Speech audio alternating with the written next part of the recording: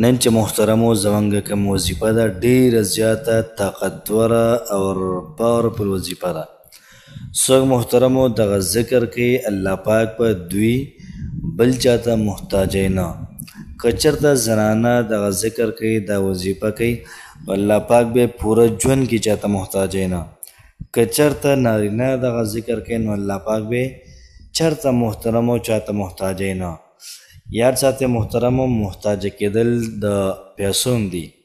یو سړي سره پیسې شته نه او بل چاته وایي چې لږ پیسې راکړه قرض راکړه یا داسې غواړي. یا دغه رنګې یو سړی بیمار شو دومره بیمار شو چې د کټ نه پاڅېدی نه شي دا به هماغه بل چاته وایي چې دا څیز راکړه هغه څیز راکړه. نو که دا وظیفه کوي محترمو انسان مو چاته محتاجی کوي نو دومره قوت او طاقت به الله پاک ورکړدله چې دی په خپله د خپل ځان حفاظت دا به کولی شي. یو سړی په تاڼه کې ګیر شو یو سړی دغه رنګې په هسپتال کې دی نو چا بس هم ګرځېدل نه وي پکار بس دغه ذکر وکړه دغه وظیفه وکړه انشاءالله العزیز الله پاک به ستا امداد کوي. د دې حروف معنی هم دغه شانتې ده چې الله پاک به ستا څه کوي دا به امداد کوي. محترمو امتحان شروع دی په امتحان کې په دغه دوران کې تاسو دا وظیفه وکړه انشاءالله الله پاک به ستا د نقل محتاجه کوي نه. تا څه کتلي الله پاک به ستا ذهن کې دا در واچوي. دغه رنګې محترمو د واده هادې حوالې خبره ده نو که څوک هم دا وظیفه روزانه کوي الله پاک به چاته محتاجی نه.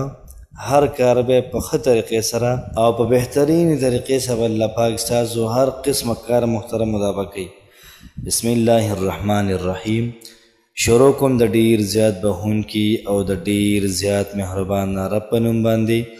زه ګواهي ورکوم د دې خبرې چې د الله پاک نه علاوه د عبادت لایق بل څوک نشته او نبی کریم صلی الله علیه و آله وسلم د الله پاک بنده او د الله پاک رسول دی. محترم مسلمانانو موږ په دنیا کې وګورو هر یو سړی بل چاته محتاج دی.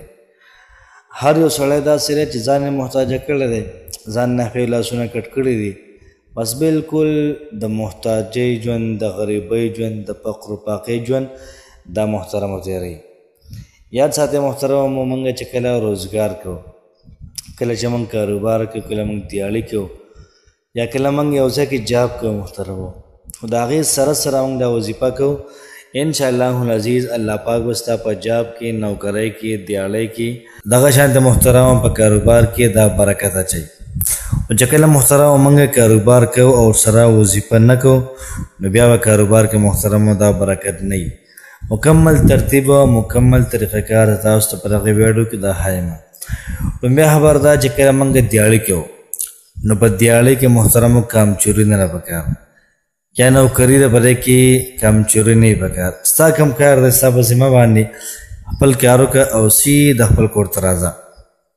دا محترمو ستاسو لپاره به دا بهتري. بعض وخت کې هلکه پیسې ډېرې لري او کار لږ وکړي دغه پیسو نه وي نو ځکه پکې محترمو دا برکت دا پکې نه وي.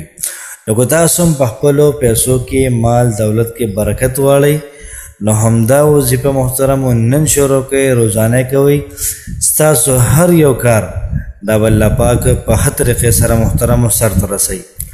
یو ډېر زیات لوی عالم تېر شوی دی بختیار کاکي رحمت الله علیه ډېر زیات لوی بزرګ محترمو او دا وظیفه محترمو هغه ښودلې ده چې کوم سړی دا وظیفه کوي نو دا به چاته محتاجیږي نه.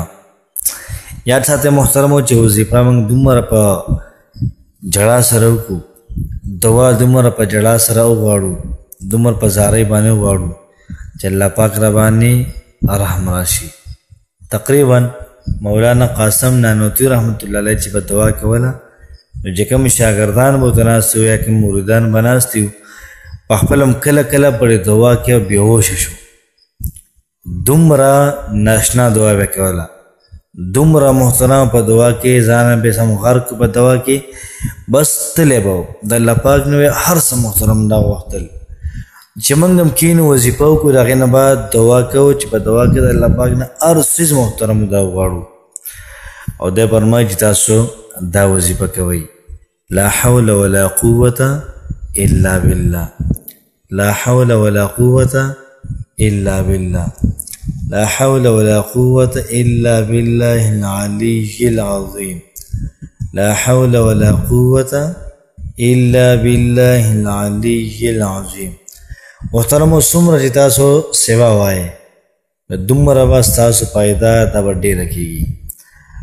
او کو د ځان لپاره وظیفه کوئ نو روزانه 100 پیرې سهار او روزانه 100 پیرې ماښام دا تاسو شروع کړئ. مخکې وروسته د 21 پیرې درود ابراهیمي انشاءالله العزیز ستاسو هر ناممکن کار دا به الله پاک ممکن کوي. محترمو وظایف داسې دي چې ډېر زیات پاورفل دي، ډېر زیات عظیم شان دي. کوشش وکئ دغه وظایف قبول شوي دي، ځان قبول کړئ په الله پاک باندې. دا وظایف دی کې نورانیت دی، دی کې روحانیت دی.